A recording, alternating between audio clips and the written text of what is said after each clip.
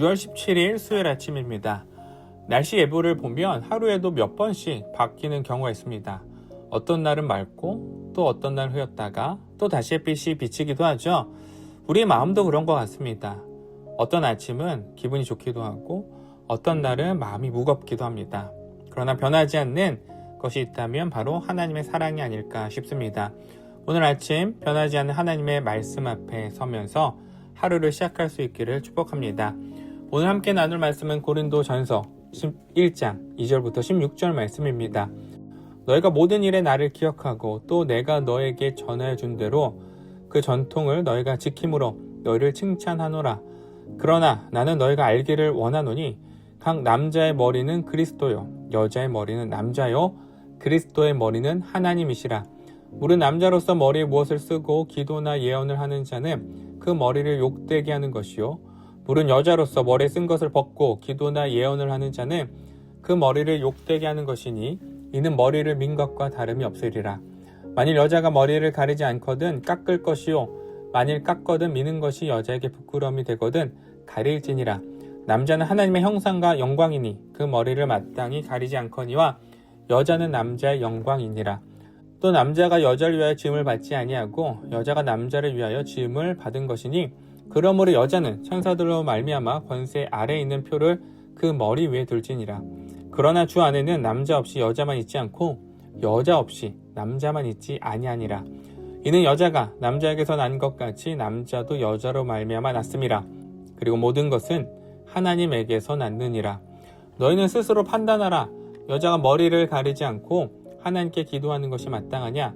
만일 남자에게 긴 머리가 있으면 자기에게 부끄러움이 되는 것을 본성이 너에게 가르치지 아니하느냐? 만일 여자가 긴 머리가 있으면 자기에게 영광이 되나니 긴 머리는 가리는 것을 대신하여 주셨기 때문이니라.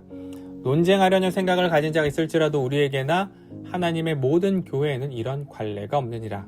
아멘. 현대사회는 남녀 평등의 시대다라고 말할 수 있습니다. 과거 유교 사회와 같이 남성이 여성 위에 군림하는 존재로 행동하면 이 가정이나 사회에서 온전히 살아가기가 어렵죠. 아내에게 사랑받지 못하고 사회에서는 외면당할 수도 있습니다. 그런데 오늘 말씀은 이렇게 말하죠. 3절 남자의 머리는 그리스도요 여자의 머리는 남자요. 이 말씀을 근거로 과거 일부 목회자들이 여자는 남자에게 복종해야 된다라는 메시지를 전하곤 했습니다. 그런데 바울은 정말 남녀 사이에 이런 위계 질서를 말하고 있는 것일까요? 그렇지는 않습니다. 바울이 3절에서 말하는 머리는 여러 의미로 해석이 될 수 있는데요. 문자 그대로 머리, 권위, 그리고 근원 또는 시작이라는 의미입니다. 대부분의 성경학자들이 동의하는 해석은 이 마지막, 근원, 시작, 여기에 초점을 두고 있습니다. 창세기 2장에 기록된 이 창조 질서의 맥락을 가장 잘 반영하기 때문인데요. 하나님께서 세상을 창조하실 때 아담을 먼저 창조하셨습니다. 그리고 요한복음 1장 3절은 만물이 그로 말미암아 지은 바 되었다라고 말하죠. 남자의 근원이 예수님께 있고 여자의 근원이 남자에게 있습니다. 정리하면 머리는 위계가 아니라 근원, 이 시작의 표현이죠. 근데 여기서 한 가지 질문이 생기죠. 근원이 있다라고 해도 순서가 있으면 결국 위아래가 있는 것이 아닌가? 그렇지 않습니다. 강의 근원이 산이라고 해서 산이 강 위에 군림하지 않습니다. 창조의 순서는 관계의 방향을 말할 뿐 종속을 의미하지는 않습니다. 이것이 바울이 말하는 핵심이죠. 당시 사회적 배경을 먼저 이해해야 되는데요. 1세기 로마 사회는 여성의 인권이 충분히 존중받지 못하던 시기였습니다. 남성의 우월함이 당연시되던 사회였어요. 그런 사회에서 고린도 교회에 머리를 가리는 문제가 생겼습니다. 당시 공적인 자리에서 여성이 머리카락을 드러내는 것이 정숙하지 않은 행동이다 혹은 성적으로 문란한 여성의 표시로 여겨졌어요. 그런데 교회 안에서 자유를 주장하면서 머리를 가리지 않고 예배하고 기도한 여성들이 있었던 것 같아요. 13절 너희는 스스로 판단하라. 여자가 머리를 가리지 않고 하나님께 기도하는 것이 마땅하냐? 바울이 여성이 머리를 가리고 공적인 예배에 참여한다라고 말하는 것이 머리를 가리는 것 그 자체에 있을까요? 시대적 맥락과 상황을 함께 고려해야 되는데요. 아마도 이 고린도 교회 안에 성의 구분을 흐르게 만드는 흐름이 있었던 것 같아요. 고린도 교회 안에 성적인 문제는 늘 화두였습니다. 이 맥락 안에서 바울이 말하려는 핵심은 하나님의 창조 질서, 곧 성의 구분을 온전히 드러내고 생명의 근원 되신 하나님의 영광을 나타내라는 것이죠.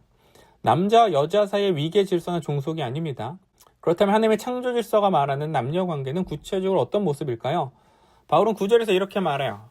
또 남자가 여자를 위하여 지음을 받지 아니하고 여자가 남자를 위하여 지음을 받은 것이니 여자가 지음받은 이유는 남자를 위해서, 여자는 남자의 영광스러운 존재라는 것이죠. 저는 결혼한 이후에 새로운 존재가 되었다라고 종종 말해요. 성도님들이나 우리 청년들이 목사님, 사모님 안 만나셨으면 어떡하실 뻔했어요? 라는 말을 자주 듣습니다. 아내에게 저의 민낯을 가감없이 보여주고요. 그리고 아내는 저를 수정하고 보완해 줍니다. 더 나은 하나님의 창조물로 만들어줘요.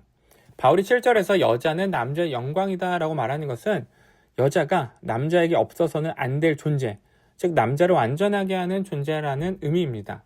그런데 바울은 여기서 멈추지 않습니다. 혹시 누군가 이렇게 물을 수 있죠. 여자가 남자를 위해 창조되었다면 결국 여자가 아래 아닌가요? 바울도 그런 오해를 예상했던 것 같아요. 그래서 11절 이렇게 말하죠. 주 안에는 남자 없이 여자만 있지 않고 여자 없이 남자만 있지 아니하니라. 그리고 12절에서 결정적으로 이렇게 말합니다. 여자가 남자에게서 난 것 같이 남자도 여자로 말미암아 났음이라. 처음에는 여자가 남자에게서 나왔습니다. 그러나 그 이후 모든 남자는 여자를 통해서 태어나죠. 이 세상에 어머니 없이 태어난 남자는 단 한 명도 없어요. 근원이 서로 얽혀져 있죠. 바울의 결론은 종속이 아니라 상호 의존이에요. 남자와 여자는 홀로 완전하지 않고요. 이 관계의 궁극적인 근원은 12절 말씀처럼 하나님이세요. 모든 것은 하나님에게서 나느니라. 하나님께서 오늘 말씀을 통해 우리에게 전하시는 것은 이것이죠. 남자 여자가 서로 누가 위냐 아래냐 따지는 관계가 아니라 서로를 완전하게 하는 존재라는 거예요. 그리고 이 관계의 시작과 끝은 하나님이십니다. 가정에서 남편의 권위를 앞세워 아내를 낮게 여기면 안 되고요. 아내 또한 시대 흐름을 내세워서 남편을 경시해서도 안 돼요. 서로가 지배하거나 종속되는 관계가 아니라 서로가 서로의 영광이 되는 존재로 여겨야 된다라는 것이죠. 교회 안에서도 마찬가지입니다. 남자든 여자든 하나님께서 우리에게 주신 공동체 안의 지체들은 모두 나의 영광입니다. 오늘 하루 내 곁에 있는 사람이 나의 영광의 이름을 기억하며 살아갈 수 있는 우리 성도님들이 되시길 축복합니다. 기도하겠습니다. 하나님 감사합니다. 하나님께서 나에게 주신 배우자는 나의 영광입니다. 나의 부족함을 채우는 하나님의 선물입니다. 이것을 고백하는 우리 성도님들이 되게 하여 주시옵소서. 또한 비전 공동체 안에서 우리에게 붙여주신 사람들이 있습니다. 각각의 사람들은 나의 연약함을 채워주고 보완해주고 서로를 채워주시는 하나님의 선물임을 고백하게 해주시옵소서. 그리고 주 안에서 이것을 고백하며 나에게 주신 하나님의 선물들, 하늘 가족들을 소중히 여길 수 있는 하루가 되게 하여 주시옵소서. 감사드리며 예수님의 이름으로 기도드렸습니다. 아멘.